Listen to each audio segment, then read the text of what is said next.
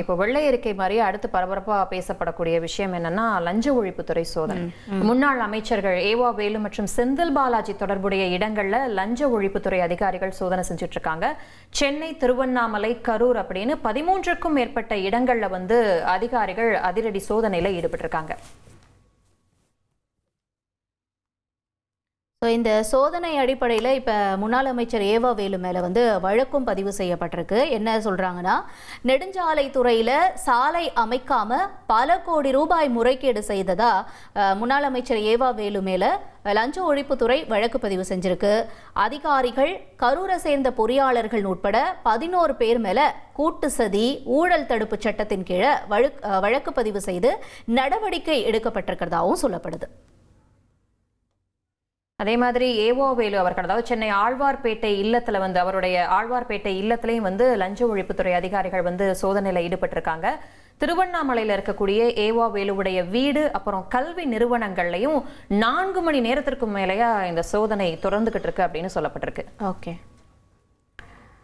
இப்போ இந்த சோதனைக்கு கண்டனம் எழுமா அப்படின்றது ஒரு கேள்வி இருக்கும் இல்லையா? எஸ், அதுதான் நம்ம அடுத்து பார்க்கக்கூடிய செய்தி. ஆனால் அதுக்கு முன்னாடி இந்த சென்னை ஆழ்வார்பேட்டையில் இருக்கக்கூடிய ஏவா வேலுவோட இல்லத்துக்கு நெடுஞ்சாலைத்துறை அதிகாரியை நேரில் அழைச்சிட்டு லஞ்ச ஒழிப்புத்துறையினர் இந்த விசாரணையை நடத்தியிருக்காங்க.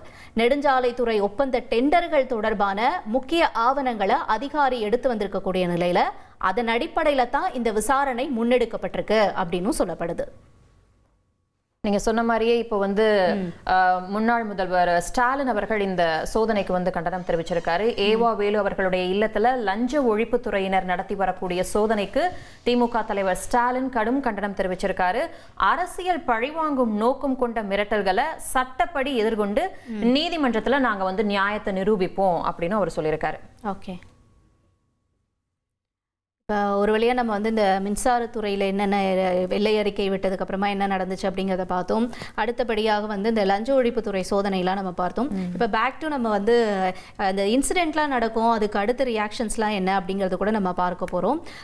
நான் முதல்வன் திட்ட உதவித்தொகை நிறுத்தப்பட்டதா சமூக வலைத்தளங்களில் ஒரு செய்தி பரவிட்டுருக்கு. ஆனால் இது முற்றிலும் தவறானது அப்படின்னு சொல்கிறாங்க. ஜூன் மாத தொகை வங்கி கணக்கில் வரவு வைக்கப்பட்டிருக்கு அப்படின்னு தமிழக அரசு சார்பாக சரிபார்ப்பகம் தகவலை கொடுத்திருக்காங்க. இனி செல்லும் இடமெல்லாம் செய்தி. தந்தை டிவியின் வாட்ஸ்அப் சேனலை ஃபாலோ பண்ணினா செல்லருக்கும் இடமெல்லாம் செய்தி. இதோ QR கோட், இப்பவே ஸ்கேன் பண்ணுங்க, ஃபாலோ பண்ணுங்க.